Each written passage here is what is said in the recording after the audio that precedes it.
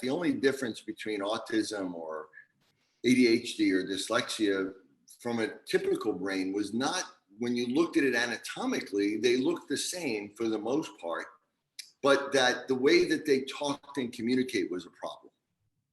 And that most of these issues, even most adult mental health issues, really start in childhood or in the womb. And it's a developmental imbalance, and primarily between networks on either side of the hemispheres.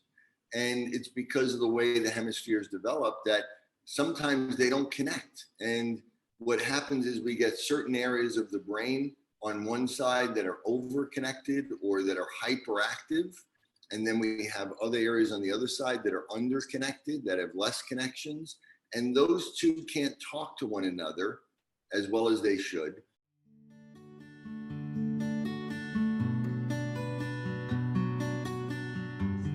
I'm very excited because I think anyone who's listening today is going to walk away with a lot of great knowledge that I know all of you are searching for your child.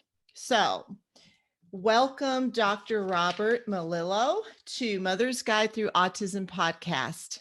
How are you? I'm great. Thank you for having me. I'm excited to be here with you. Yeah, so I always like to start out with just you offering us your background and how you became a doctor specializing in childhood neurological disorders, including autism. Well, it's a kind of a long story, but I'll try to make it shorter. I'm a clinician. I've been a clinician treating patients for over 30 years. And I very early on got a diplomate or a subspecialty in neurology and rehabilitation. And that was always my area of interest. I wanted to use kind of almost like a sports medicine rehab approach to neurological issues. And early on, I also started teaching on a graduate level, clinical neurology, and starting to do some research. And so for the first 10 years of my practice, we had a very high level practice. I created a multi-specialty team of people that we worked together in my office, and it was great. Then 1995, I walked in my house one day late as usual, and I had 3 small children at home. My wife was sitting at a kitchen table with a woman, and she was crying. And so, walked up to my wife, she introduced me. She said, "This is Denise, her son has ADHD and maybe mild autism." She's, started a whole organization. My wife had been at a fundraiser the night before and met her, but she was very distraught because she had tried everything. She tried all the traditional approaches of medication and behavioral intervention, and nothing worked, and it was getting worse. And she was very frustrated. And my wife had said to her, "Well, my husband knows a lot about the brain and neurology, but he also knows a lot about everything. He knows a lot about nutrition. And so maybe you should come and talk to him." So I said to my wife, "Okay, I don't really know a lot about ADHD or autism right now, but, I'm pretty busy." But she said, "Listen, I think you're supposed to help this person. I get a feeling like this is meant for you." So I said, "Okay." And so I started doing some research, but a few days later, I went to a parent-teacher meeting for my oldest son, who happens to be 30, so a year older than your son. And the teacher said, "Dr. Malone, I don't know how to say this, but I think your son may have some sort of ADHD or something like that." So now, as a professional, somebody who's supposed to be an expert in neurology, I felt, terrible. I felt, like a failure or a fraud because I didn't really know what ADHD was. And here it is. I didn't even see it on my own son. So, how embarrassing is that? And then as a lot of parents go through, I felt like somehow it was my fault because I was busy and I wasn't there. But I remembered, my wife saying to me that you're supposed to do something here. And I don't believe in coincidences. And I really looked at it as a sign that I'm supposed to do something. And so my first question was, what is it?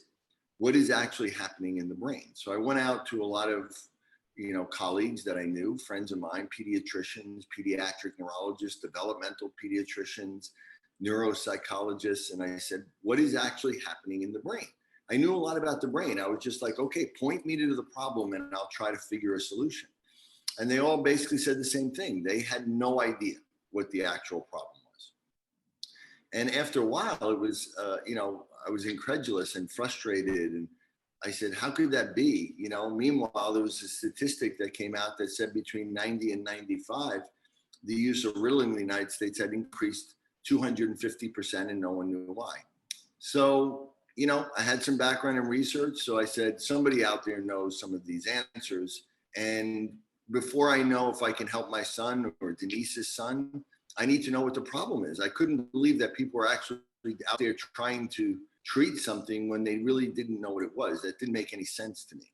So I spent 10 years basically, researching it, speaking to researchers all over the world, going to libraries and just reading everything I could get my hands on. And after 10 years, I not only came up with the answer of what the problem was, not only for ADHD, but for autism, dyslexia, learning disabilities, processing, OCD, which are all basically part of one big spectrum.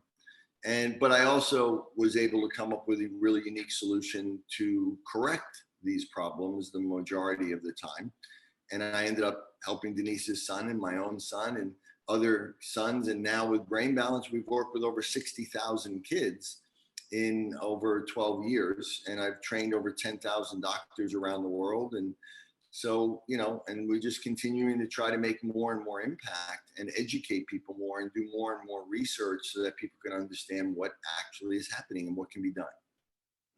I love that. Yeah, because as a parent, I have, like I'm sure anyone who's listening out there has searched and researched and tried to find answers.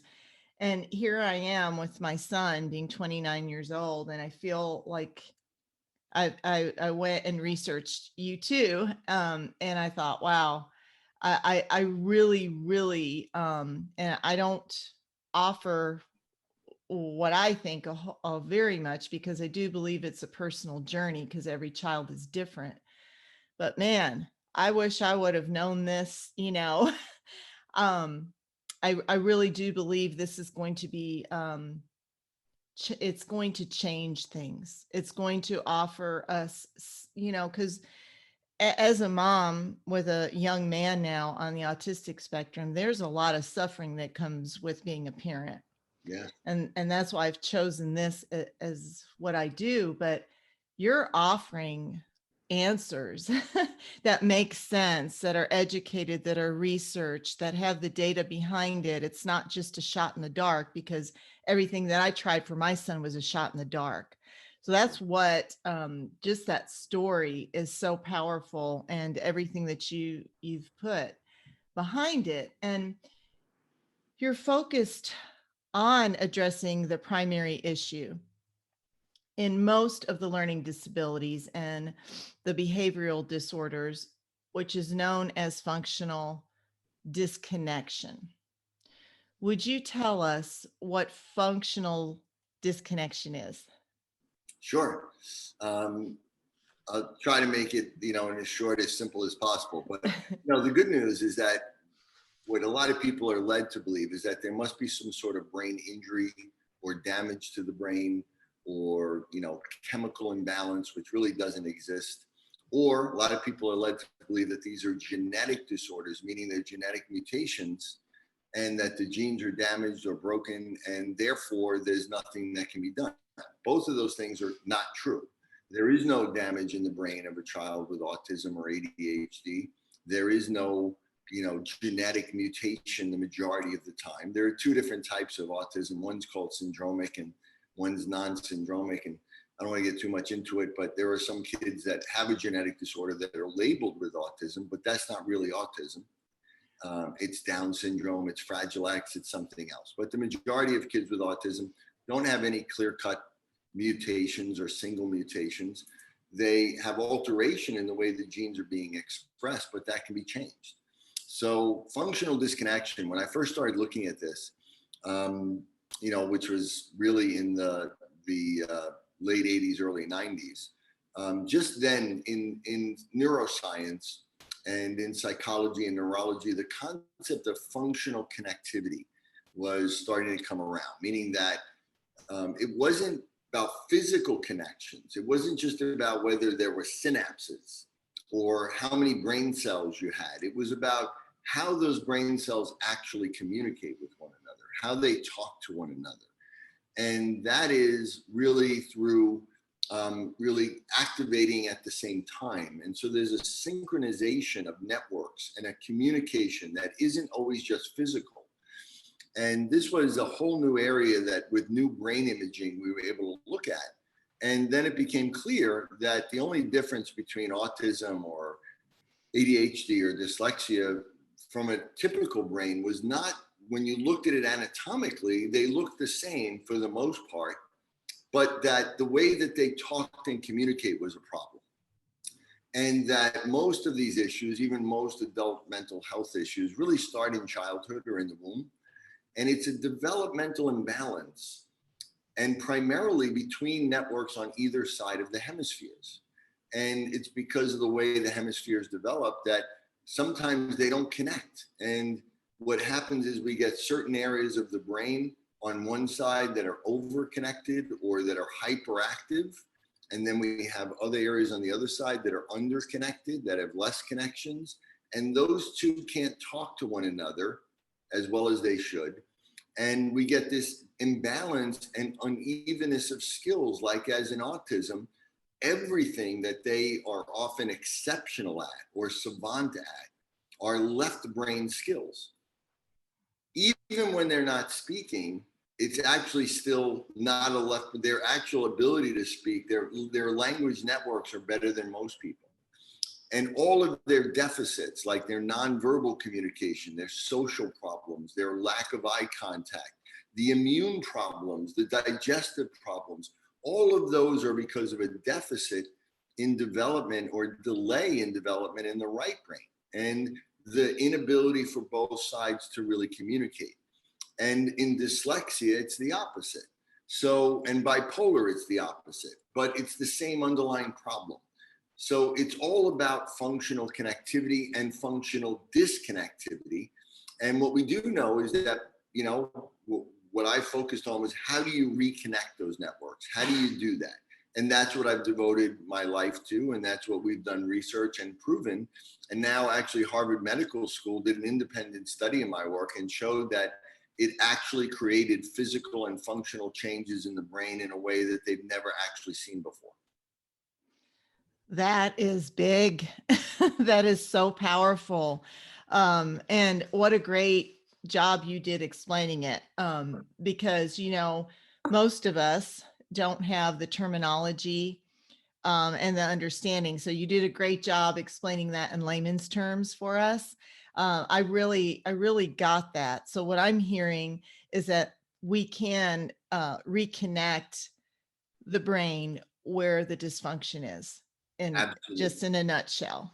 Absolutely. Like I said, you know, there are, and don't get me wrong, there are kids out there that have brain injury. There are adults out there. There are people that have genetic disorders.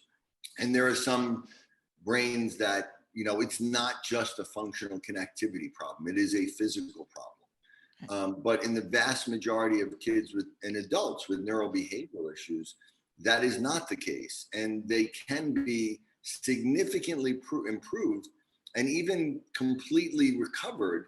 And even people with nonverbal autism, we have thousands and thousands of documented cases, not only in the United States, but around the world, where we have shown that they have completely lost their diagnosis. Now, that doesn't, there are some kids that are very severe and very hard, and we can improve them, but we're not going to get them to speak, or we may not be able to get them, obviously, where they can be independent.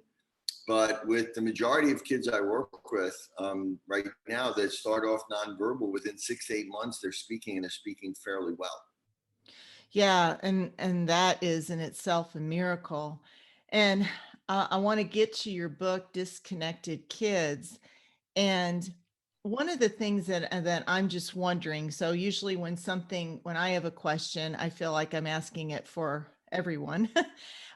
With this research and understanding that that there are kids who are nonverbal that then they do begin speaking.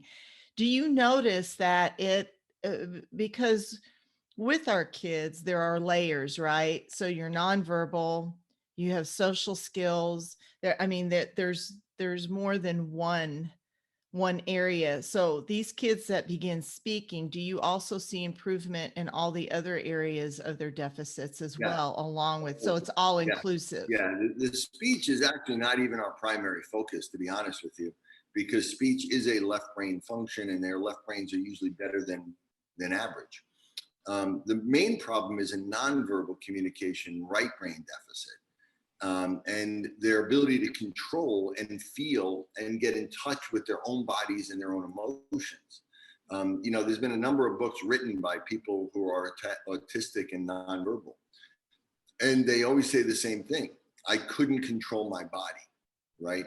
And that's why, like, I was aware, and many of them can write. I mean, there's one girl named Carly. She had she was completely nonverbal and completely disconnected, and up until 11, and then she sat down and started writing, and then eventually wrote books. So her left brain and her verbal skills were pretty damn good, considering she never learned any of that. But she couldn't speak because she couldn't control her body. And all of that are right brain functions. And then there's also the context of speech. Why do I want to speak? They're isolated. They don't have that drive, that social drive to connect with others. Right. So, and the brain controls everything. So all of the things that you see and we wrote a paper years ago, 2010, I think, where we showed that every symptom that you could explain in autism, from the cognitive issues to all of the digestive problems, all of them are caused by an imbalance in the brain and an imbalance in what we call the sympathetic and parasympathetic nervous system. Even the immune imbalance, the digestive problems, hormone imbalances, all of it is regulated and controlled by the brain. Or if it's dysregulated, it's because the brain isn't regulating it the way it should. Yeah, and I think that's important to understand because I come from the 90s when my son was diagnosed, and everything was treated separate. Right. Right. And there was not an. Yeah, I was just telling my son that you remember back then that moms and dads and people would say, hey, this leaky gut thing is real in kids with autism, and traditional MDs and medical association would say, no, it's not real, it's imagined, or it's just coincidental, it has nothing to do with autism. And then in 2012, the AMA came out with an admittance that it is actually part of autism. But we've been saying that for years before that. Yeah, and that's what I love about your work, is because it's not a separate issue. It's all about the brain. So your book, Disconnected Kids, which, by the way, was highly recommended to me by one of the moms in my community, and that's really how I found you. So how cool is that? But you talk about different symptoms and one problem. Which is the one problem we are facing? Well, the one problem is that functional disconnection syndrome. That is the one underlying problem. And, the way the network, so the fact that networks and areas of the brain are not maturing at different rates and are not connecting, that's the problem. But the different networks, that some are connected, some aren't, some are hyperactive, some are hypo, is the makeup is slightly different in every kid. So that's why, when we say you've met one kid with autism, you've met one kid with autism, right? And that's true. Every child I work with, every family I work with is different. But the underlying problem is still the same. But the combination and how you need to correct that problem or deal with it is unique. And again, disconnected kids, as you said, this is very complex stuff. I wanted to put it in terms that parents could understand. And believe me, the average doctor or therapist or psychologist doesn't really understand the brain any better than the average parent. People find that hard to believe, but that's absolutely true. So they need to understand it in simple terms as well. And so I wanted to explain it in terms that people can understand, give them real tools to assess their child and to actually be able to do things at home. And that book, has really resonated. We've had 2 editions of it, and it's been translated, I think, into 13 or 14 languages around the world. And, it's been one of the best-selling books of all time in this genre. And it's just been, amazing, the feedback. And I have people from around the world that have just used the book alone and have completely changed their children's lives. Yeah, I think it's one of those books that is essential for parents to buy because, and that's why I like to have these conversations, because it is absolutely overwhelming as a parent to know where to begin. How do I help my child? And it's so awesome that there is a book that, you can say for certain, get this book, start there. Um, and so we're talking about the brain, left and right. Can you, in the best way you can for all of us to understand, the disconnect that you're talking about when we say left brain, right brain? Sure. And the way that the brain develops is interesting and complicated, and how the right brain and the left brain become different. It really is a product of mostly environment, not genetics, and timing. The right brain forms first in the womb and for the first 2 to 3 years. And so things that are happening during that time in a child's life are impacting both sides of the brain, but the right brain is a little bit more active. So it impacts the right brain more, and the right brain becomes better at dealing with and responding to those types of things that we see in a child. Like, again, in the womb, a child doesn't hear very detailed syllables and words. They hear tone of voice, and they can understand emotional tone because they understand, like, if the mom or the dad are arguing, they can react to that. Mother gets upset, the baby gets upset in the womb, if they're being loving to one another or they're laughing.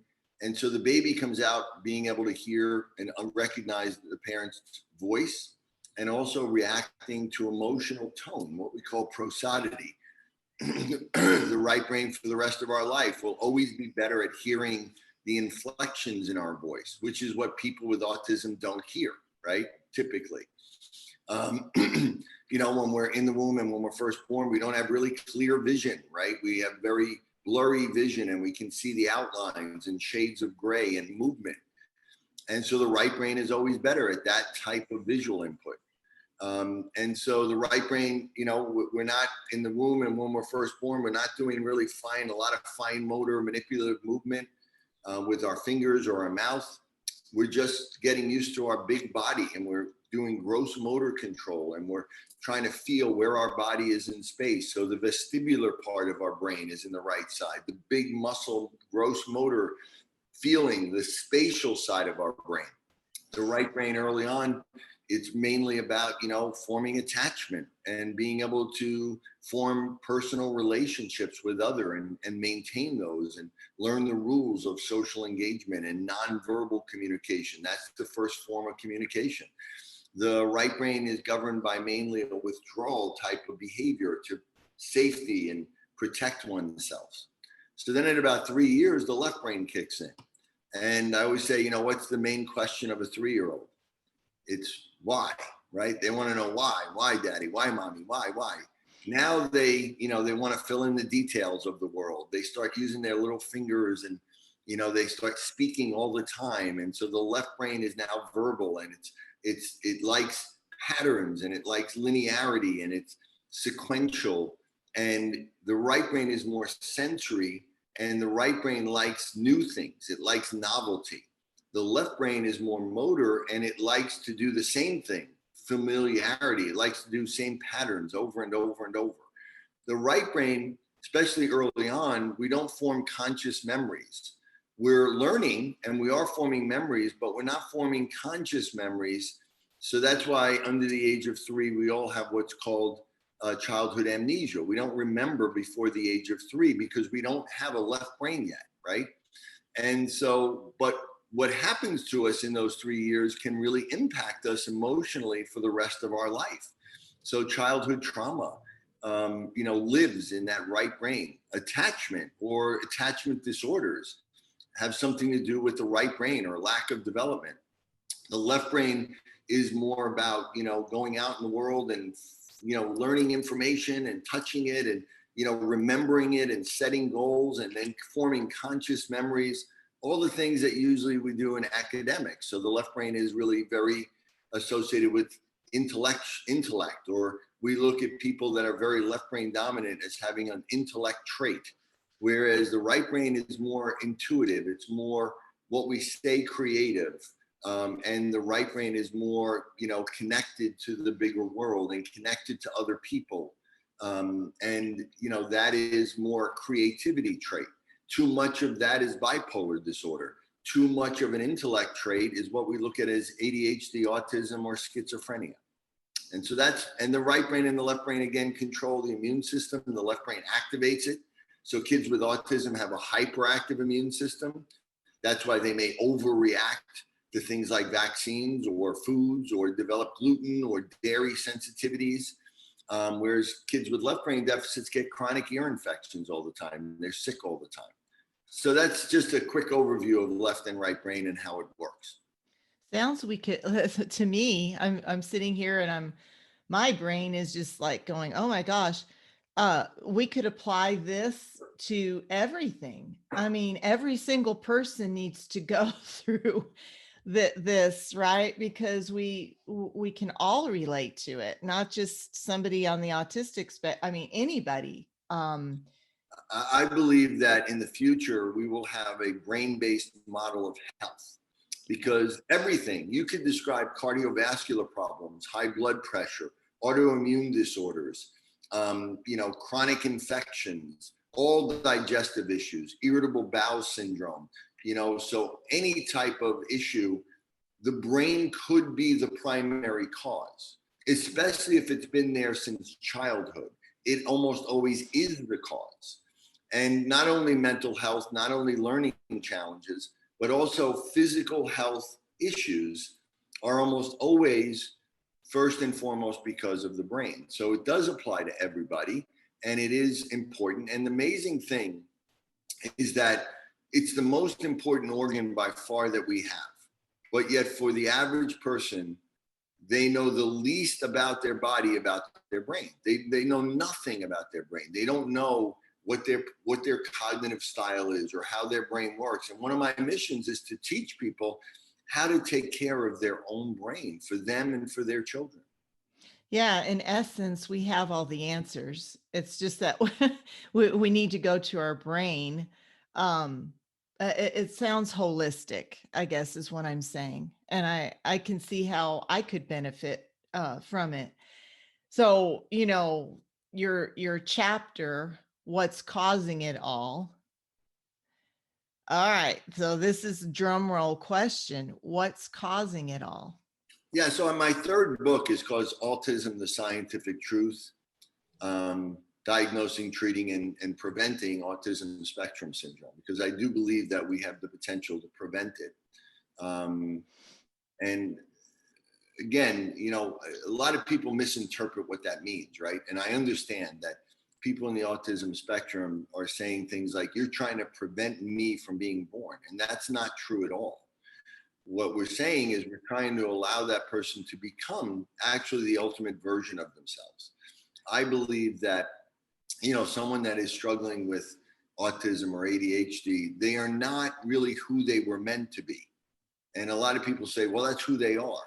And I say, no, it's not who they are. Who they are is somebody else. And right now, they're not becoming the best version of themselves. And I think we should absolutely understand and accept and not judge anybody. But I do believe that we can change people for the better. And it doesn't mean, we want to change who they are or anything like that. But I just want them to become the best version of themselves. Mm-hmm. And so in my book, what I did was looked at all the scientific literature. I talked to epidemiologists, and it's clear that there were certain environmental factors that have occurred and changes over the past 30 years or so that have altered the way the brains are developing in the womb and in early development. One of the main things is the development of the computer technology, computer world. I mean, look what it's done with our life and our lifestyle. Now, it sounds simple, but one of my first book, Neurobehavioral Disorders from an Evolutionary Perspective, I really asked the question about what is a brain? What was the first brain that formed on the planet and why did it form? And it turns out that we developed brains because some living thing moved. And movement is what created brains on our planet, and movement is what creates the brain in a child. And what we see is that anything that takes us away from moving, or that doesn't allow us to move, or we move in an altered way, impacts the way our brain develops more than anything else. And so what we see is that with the development of computer technology, we're all moving significantly less and at earlier and earlier ages. And that, right from the impacts children, but it also impacts moms and dads, because it affects their brain and it creates imbalances in their brain, which alters their hormone balances, which increases things like cortisol and stress hormones and inflammatory chemicals. And then that has an impact on the way the genes are being expressed. It doesn't damage them, but it alters their expression. And the genes that are most impacted are the ones that regulate brain development, which is about 85% of our genes. And they are the most sensitive genes, because our brain is the only organ that's not fully formed at birth and that is designed to be shaped to our environment. It's an advantage so that we can adapt to whatever environment we grow up in. But if that environment isn't ideal, if we don't move, if we don't interact, if we're involved with stress, if we, have a problem somewhere, then there are many different things that can affect it. Now, there are other things like pollution, different chemicals in our environment. There are things like plastics and phthalates and BPA, and all of those things are also playing a role. But what we do know is that by far it's lifestyle. It's mostly our lifestyle. The same thing that is driving an epidemic of obesity and hypertension and cancer are the main problems that are also changing and altering the way the brain is developing in the womb. And that is the main driver. And the good news is that, by being aware of these environmental factors, we can alter them. We can minimize our stress level. We can change. We can get rid of the chemicals that are in our body. We can reduce our body fat percentage. We can look at our cortisol and our hormone levels. And we can modify all of these risk factors. And we can't say for sure that it will prevent something, but we can say for sure that we can lower the risk of someone having a child with a disability, or at least, reduce the severity of that disability. But again, as I talk about in Disconnected Kids, I believe we can almost change anything anyway.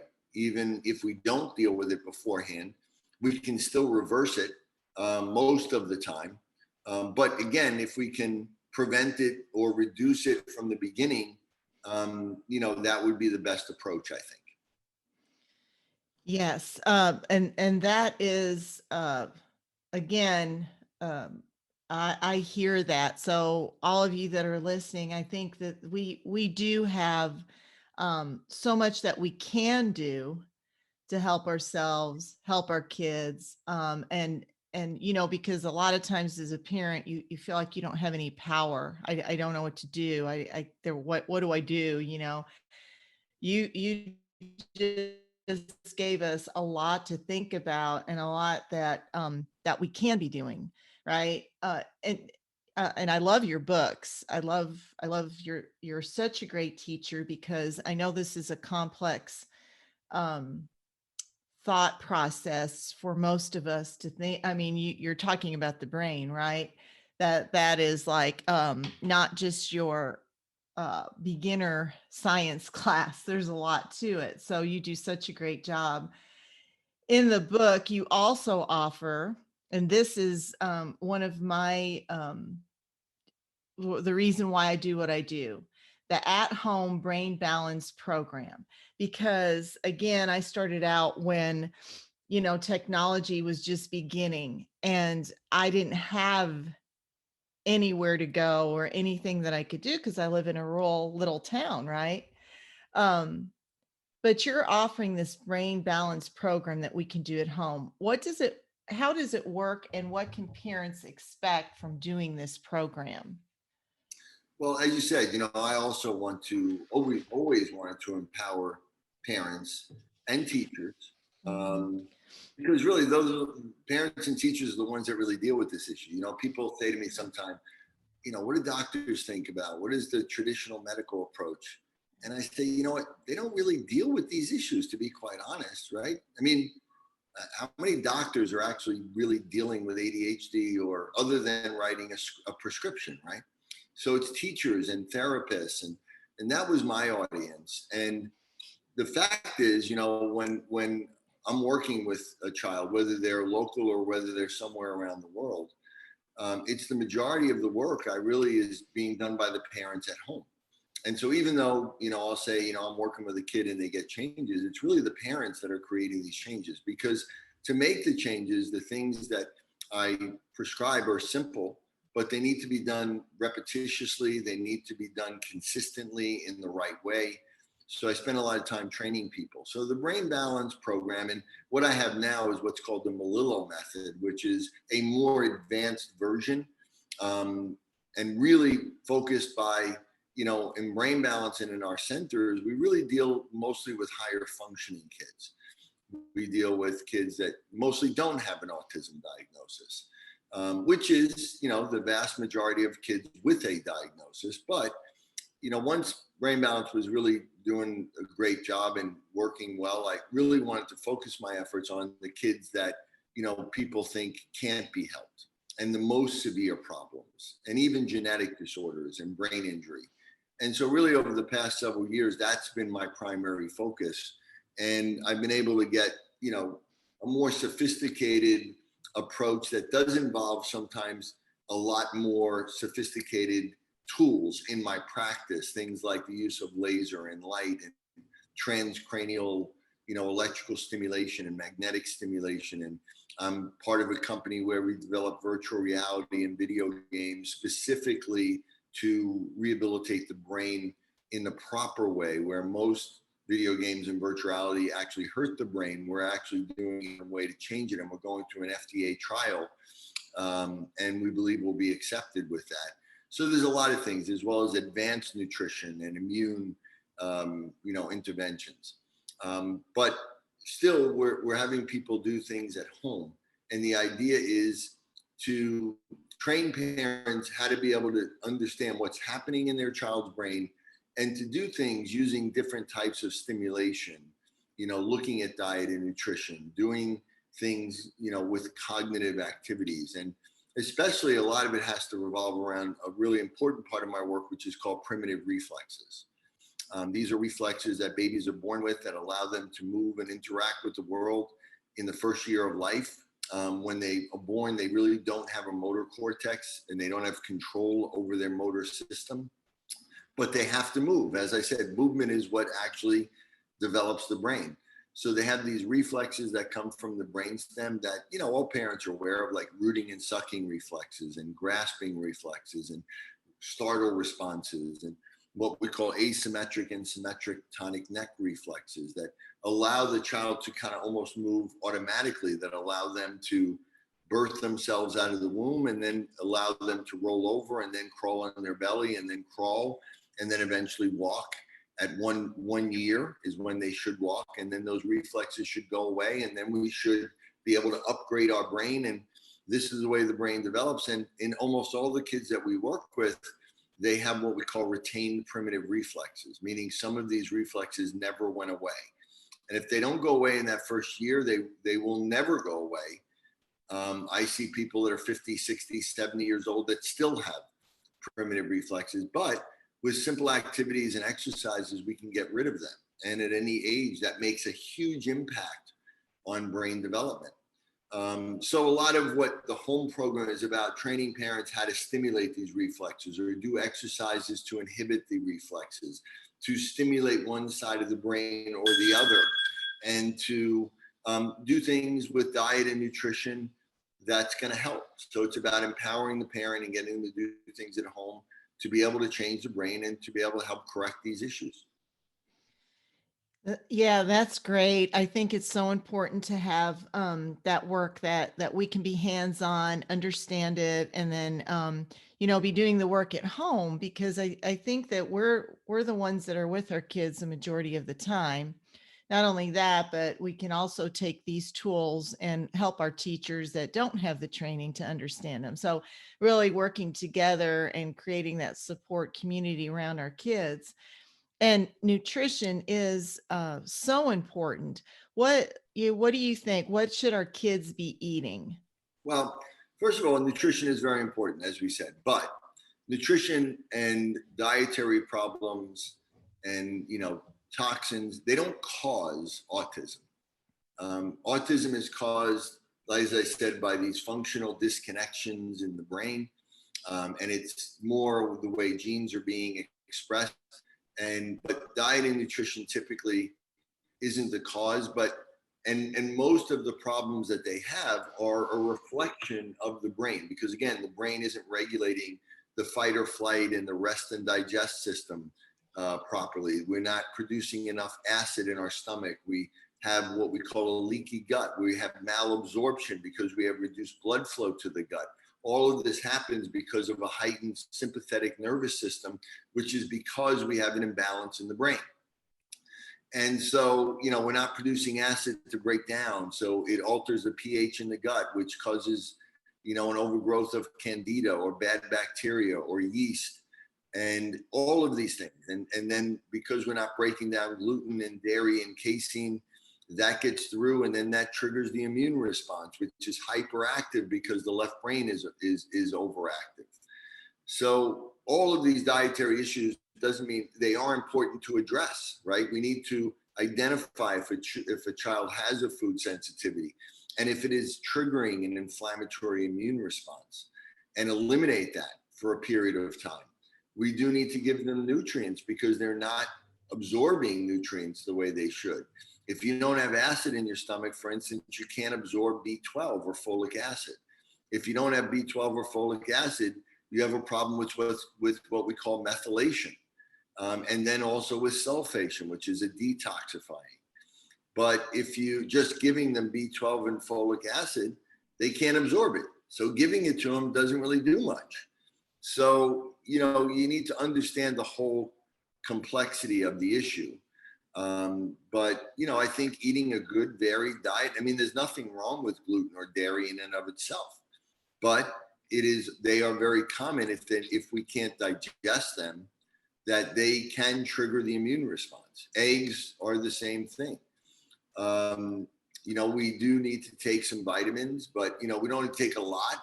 But if we are, not absorbing things or not breaking them down, then we do need to take vitamins. I created my own line of vitamins because I was never found vitamins that were exactly correct, and there were no vitamins that were specific to provide the nutrients for either the right brain or the left brain. My whole work basically says what you're going to do is you're going to activate the underactive side of the brain. You're going to build that up, which creates balance and creates connectivity. So I created vitamins called True Genius and Kid Genius vitamins for adults and children that provide the nutrients to help support either the right brain or the left brain in its development. And so, I think all of that is important. And, it is when somebody has a diagnosis, though, it is an individualized thing. It's hard to say what should they eat, what shouldn't they eat, because I've seen children with 60 or 70 food sensitivities, but you look at that and say, well, how could that be? And what can this child eat? And it's very frustrating. The good news is that in at least 90% of the cases, when we help improve or correct the brain, we correct this imbalance in the digestive and the immune system, and the child then can go back to eating anything that they want. And they don't have to eliminate it, and they don't have to take a ton of vitamins. just like a multivitamin and omega-3s and vitamin D, which I think is everybody needs to take. And so, it is something that can be changed, and it isn't a primary cause of these problems, but it is a result, and it needs to be addressed, but it's not the solution either. Just diet and just biomedicine is not the solution to these problems.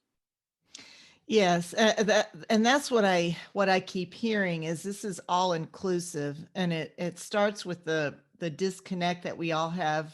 I think we all have it, but again, it's an individual thing, and especially in our kids who are on the autistic spectrum, we begin with the brain, is what I'm hearing, and then we incorporate the other pieces. So mind, body, spirit, but really it's brain, brain and Exactly. Yeah, spirit. it is great. Yeah, and we I do what's called QEEG, and we do some things with neurofeedback at time.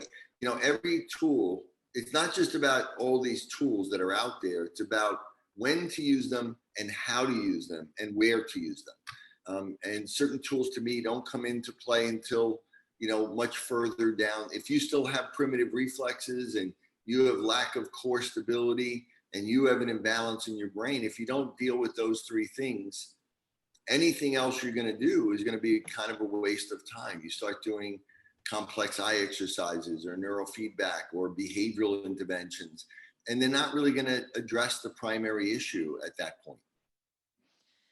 Yes. Well, I can just feel whoever's listening. Some of us are just like, yes. Some of us are like, the skeptics. So I would like for you to share some of your beautiful success stories, right? To just like really make it solid, because I clearly understand it, and I'm one of these yes people. But for those that aren't, what do you want to share? Let's share some good stuff. I have so many of them, and every one of them. I mean, I have a young family here from Mexico right now, and the daughter actually has a genetic disorder, and the son is more classic autism. And a couple of weeks ago, up here in New York, I saw one family from Tennessee. The mom had two 3-year-old twin girls with autism, and then there was another family here. They're from India, but they lived more local, and they had also two twins, two 3-year-olds, but one had autism, which was the little girl, and the boy did not.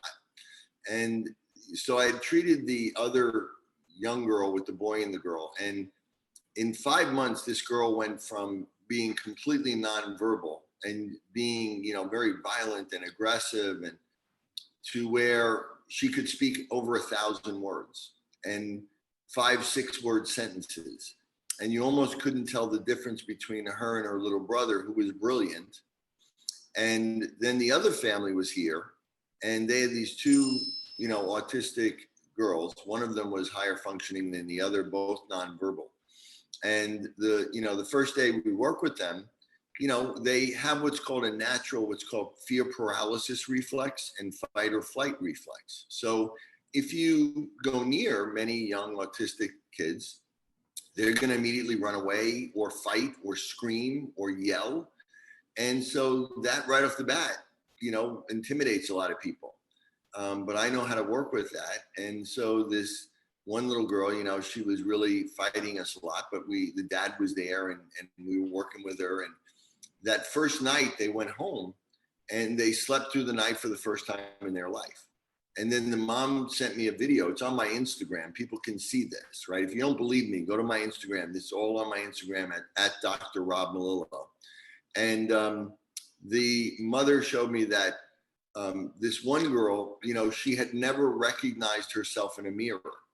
And she never would listen to directions, where the other child would look at herself in the mirror and listen. Like if a song said, touch your toes, raise your hands, and the other girl would do it.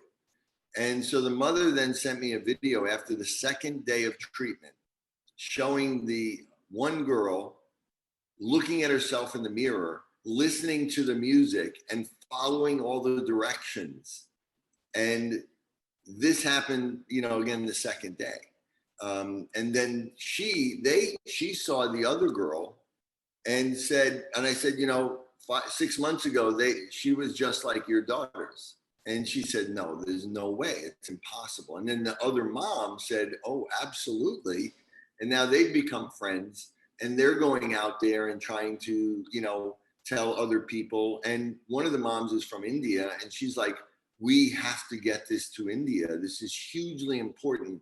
It's such a problem. And, so these parents become so passionate about it. But, these sound like, impossible stories, but I see this literally every day. Wow. Well, and that to me, if this is why I do what I do. If that doesn't offer you hope and inspiration, like my theory was, as Joseph's mother, if it's not going to hurt him, I'm going to try it. Why wouldn't I? Right. Right. So these are stories of hope and inspiration, and why not try it? So as a mom, I would like to know, what is your best advice for raising our children? I kind of think what you just said. One was, if you have an issue, most people don't know what they're talking about. Most doctors don't know what they're talking about. They don't actually know what's happening in the brain. To this day, I start every lecture and I, lecture all over the world. And my research team is a group of some of the best neurologists in the world. And I start the lecture off by saying, who can tell me what's actually happening in the brain? And no one ever raises their hand. And so understand that, take everything that someone tells you with a grain of salt. If somebody tells you there's nothing you can do and that these are genetic problems or there's brain injury or that, I've had so many families that have been told, just look for an institution for your child. There's nothing you can do about it. Don't listen to those people. They don't know what they're talking about, and just run from them. And people that are like, well, you got to be careful what you listen to because there's a lot of charlatans out there. There really isn't that much. I mean, most of the people out there they're really trying genuinely to help, and they have different tools, but most people are only using one tool when you really need many, many tools. But that, in almost all cases, these things can be changed, certainly improved, if not completely eliminated. And so you don't just have to manage them. For the other kids that are being raised that don't have an issue, I think the biggest thing is we have to go back to an older form of lifestyle. Let your kids go out, let them ride bikes, let them be in nature, let them climb trees, let them socially interact with one another, let them eat healthy. I don't think a kid should really be on I would wish that we would make laws that kids can't be on social internet or have a phone before the age of 16, because the brain is not ready for it. And I see so many parents out there using their phones and iPads as babysitters. And the answer is don't do it. It is actually bad. It actually does change the brain in a bad way. And especially if they have a really strong left brain, it makes it worse. So that, the kids that are most likely to become addicted and damaged by it are the ones that are autistic or ADHD or OCD. And they're the ones that want it the most. But you have to be able to say no. You have to be able to, sit at the table and have a family conversation. Don't use that. Don't ever use it. I mean, even on a long ride, it's so easy to just go there and use it as an excuse to quiet the child down. Don't do it. It's a mistake. It's a big mistake. Let the kids be physically active. Let them figure it out. Let them use their own imagination. Our imagination is so important, and it's being killed because we don't let kids get bored anymore. It's such a mistake. Let them get bored. Let them figure it out. Make them do chores. They should have work. Old-fashioned values when it comes to raising children are still the best, and we're losing that. And the kids are taking over the houses. The kids are ruling the families. The parents are just, it's like the kids are guests in a hotel, and God forbid they are, not entertained. The parents feel like they're failures. If I said to my parent I was bored, they'd be like, "Oh, good, I have a job for you." I would leave the house in the morning just so they didn't give me a job, right? I would get out of there really fast. I mean, even in the summer in a 100-degree day, I wasn't like, "Oh, I'm going to sit in the air conditioning and watch videos all day." So we just have to be aware of that. Don't be afraid to be different just because all the other parents are doing it. Don't do it. I absolutely I just want to start clapping. Yay. Because I agree, and it's very difficult to watch. And I think if we can educate, and explain this to why it's not just like, well, just don't do it. No, really understand that you're harming your child if you do this. Then at least we can get their attention and say, just take a time out. You don't want to hurt your child. No parent wants to hurt their child, so they need to understand it. And I think that is a teaching moment for sure. um I am. I want to ask this one thing because I know there are moms that listen to my podcast that have kids who are older. So I'm just throwing this in there real quick. Is it too late? No, it's never too early. I work with kids that are infants, and it's never too late. The only problem later on in life is that when you have some kids, especially if they're pretty severe, to get them to do things that can change their brain may be hard because now they're big, they're full-grown adults, and they can fight, and it's really going to be hard sometimes to get them to do things. So it's easier when they're younger, because we can control them more, and we can get them to do activities, and the parents can do stimulations to them. And even if they try to fight back, the parents, can really control it. We can, control what they eat and their diet and the vitamins that they take. As they get older, it becomes harder to do that. But the potential to change the brain is always there. And I work with adults. I work with all different types of things, bipolar disorder, schizophrenia, which may not even show up until you're 20 or 30 or 40. Almost all mental health issues in adults actually start in childhood. And it starts with retained primitive reflexes the majority of the time. So, it's never too late, but certainly, especially with autism and nonverbal autism, the older they get, the harder it gets to get them to be able to work with us to do what it is to change it. Okay. Yeah, that's fair. So, but I always walk on the sunny side of the street. So if you're a mom that has a child that is getting older, it's not too late. It's not Nope, too late, nope, right? So nope. that's great, hopeful news. Is there anything that you want to mention before we go? No, I think, like I said, people should start with disconnected kids, and they should connect with me on social media and my website, drrobertmelillo.com, and my at Dr. Rob Melillo on Instagram and Facebook, Dr. Robert Melillo, because I do put a lot of videos up, educational, instructional. If they also reach out to us, I do webinars, and quite frequently for parents, where I answer questions for them and give them real information. So I usually post that on my social media, so that they can find that. I have a lot of videos out there. My wife and I did a TV show, a web series, where we go into people's homes, called Disconnected Kids, Reconnected Families. So there's a lot of resources out there for people if they connect with my website and my social media. And hopefully, I think I'm going to be doing a TED Talk soon, maybe two, actually. And so, we're going to be trying to give people information. And I'm here to help, and I'm happy to try to answer questions. People ask me questions on social media, and I answer them most of the time.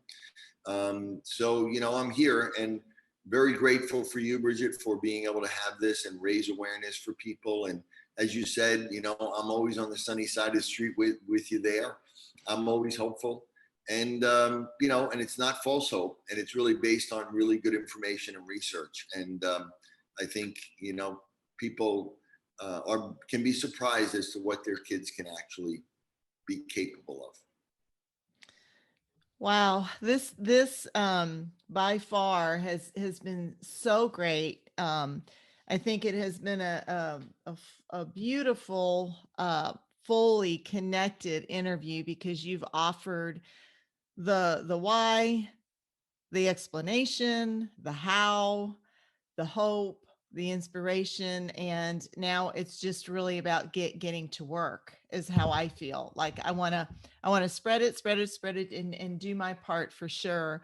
I really hope that you'll consider coming back one day because I have a feeling we have a lot more to talk about. Absolutely. I have a lot of research that we're going to be coming out with over the next few years that's really going to be fascinating and amazing. And so, I'd love to talk about that with you and let people know what's actually happening. Okay. Okay, Great. then I'm going to hold you to that. Thank Man, you man. so much Okay. for being on Mother's Guide Through Autism. My pleasure. Thank you.